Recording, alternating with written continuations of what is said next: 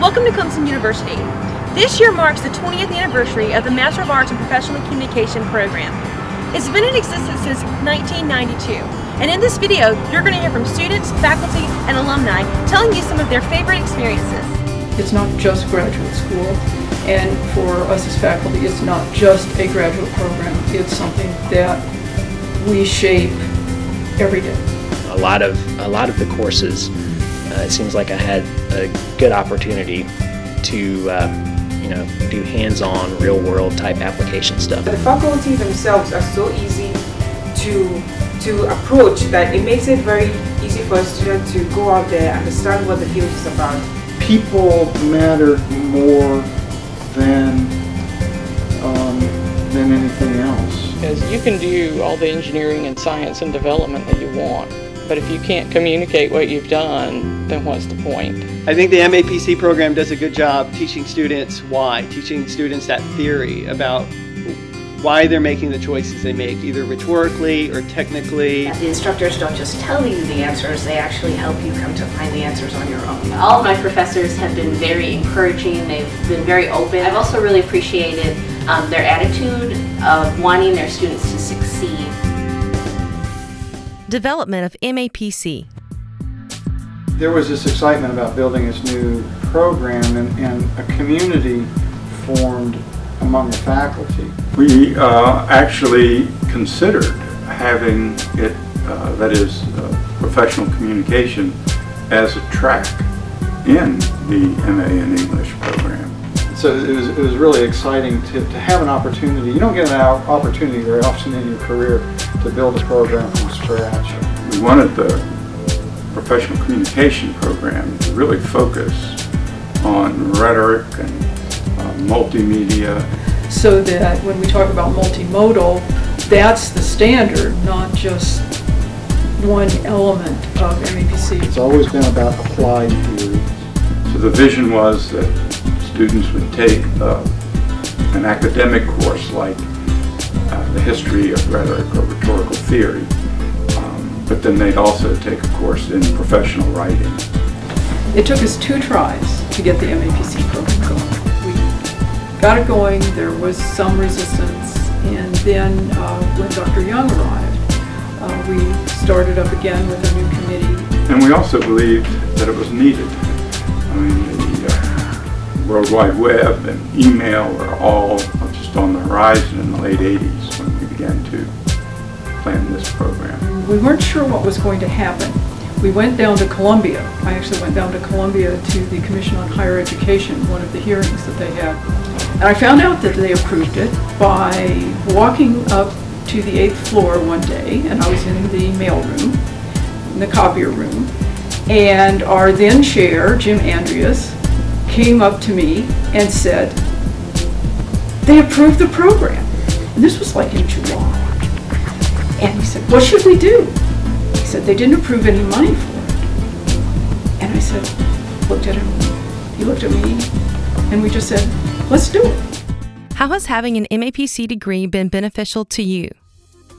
I work in the Media Relations Office, and I serve as a liaison between the news media and the university. I write press releases, I pitch stories, I answer questions from reporters. Most of what I do is writing, and so obviously I improve my writing through MAPC. And a lot of my job has evolved more. We're doing a lot more with social media and the web, and I've found that I'm a lot more comfortable with those kinds of things now, maybe more so than I would have been if I had just had my English degree. Actually, I was working at Clemson University Radio Productions, where I work now, and someone there had suggested, maybe you'd be interested in doing graduate school. Well, I'm a producer. I'm primarily audio projects, public radio, but I also do some video and a little bit of web design that accompanies radio programs. And having the background in rhetoric and visual communication particularly are things that have really been helpful to me. Thinking through the idea, of being an ethical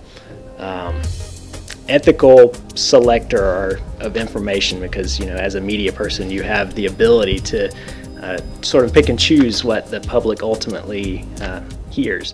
Clemson's MAPC program has many different types of students.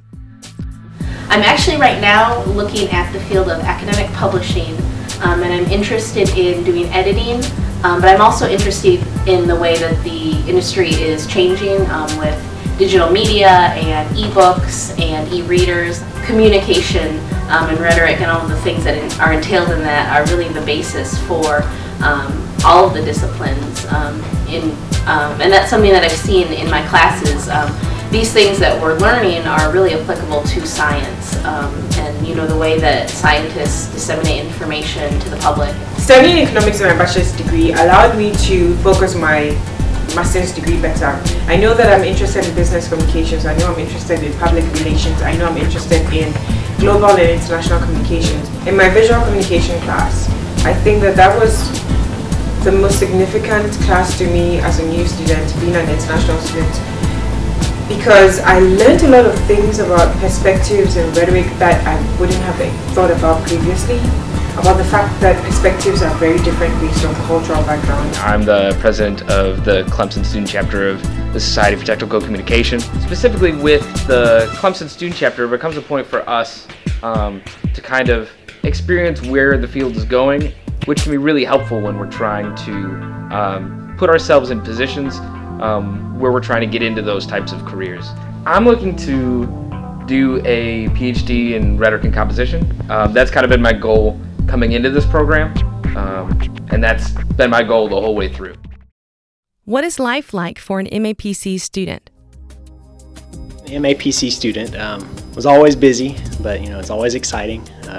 MAPC program has a great community around it, so you know, you're going through it with lots of friends. Going through MAPC program, it was a totally different world than my undergraduate experience. It was a lot more rigorous, it was a lot more demanding, a lot more intense, and it was very stressful. Looking back, I'm very glad I did it because it made everything else afterwards seem very easy. I would say that life is pretty busy, whether it's the coursework that you have to be finishing up, the extra projects you're working on with professors, the types of extracurricular activities, and then just trying to stay on top of yourself and trying to be kind of involved with everybody and just still having a personal life on top of all that. I would say the culture is just one of professional support.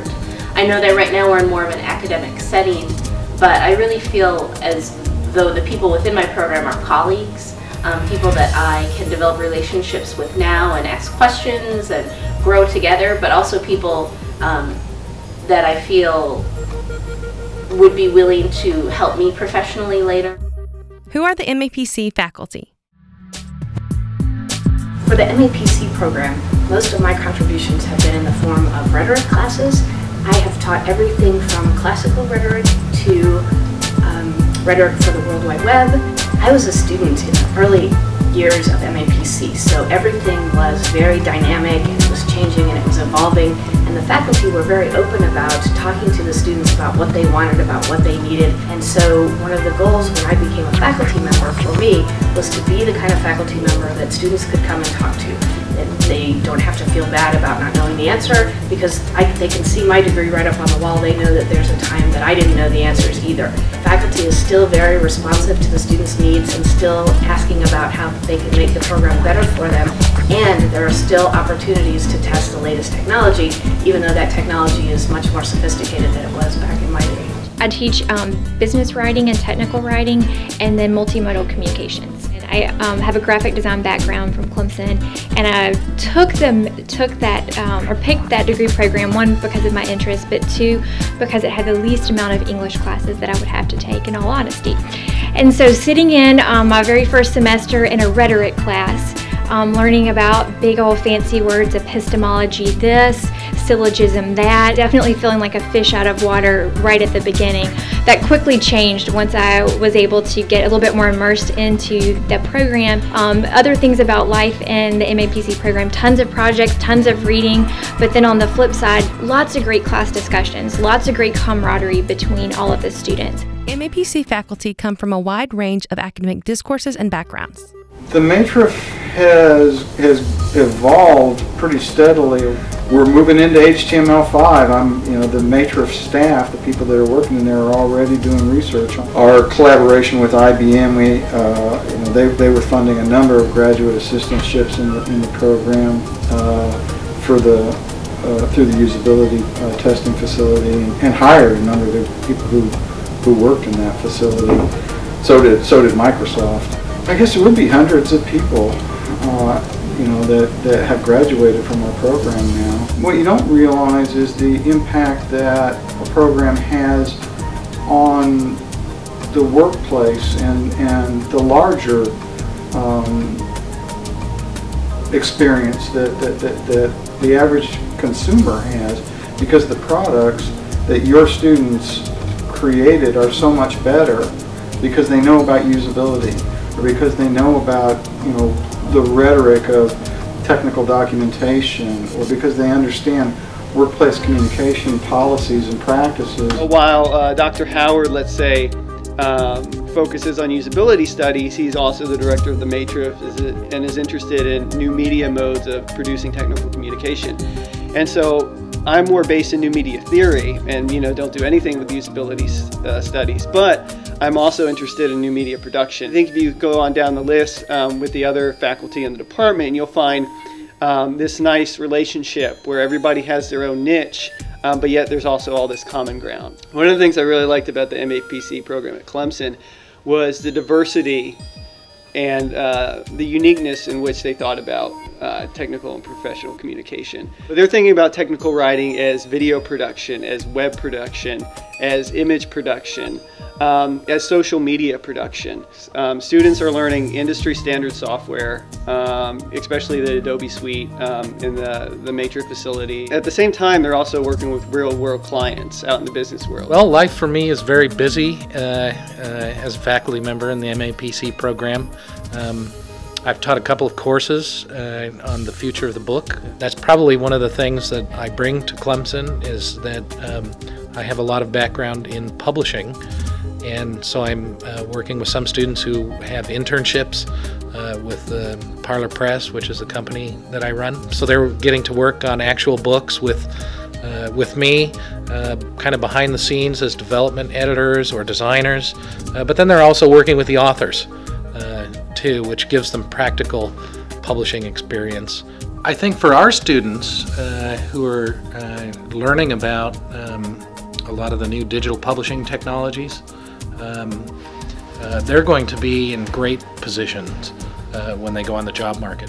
What's distinguishable about the MAPC program at Clemson? If you're risk averse, you're not going to do very well in this program. I mean, the program really rewards people who are, especially with technology, who are really willing to. I don't know how that works, but by golly, I'll give it a shot. And I'll put in the elbow grease to figure it out.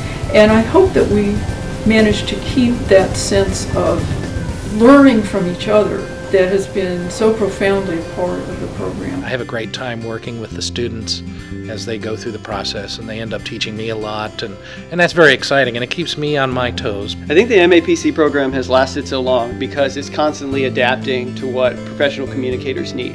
I think it is headed more broadly. The students who are coming in are very well prepared, so I think they're going to have a lot to say with what the next iteration of MAPC is going to look like. The goal is that by 2014 we'll be admitting a cadre of 10 to the program, to an online version of the program.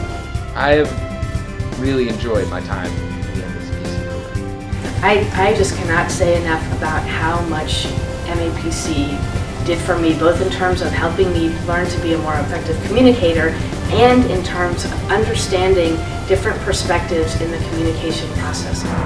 As you can see, the MAPC program has come a long way in the past 20 years. We're looking forward to the future and hope you can be a part of it.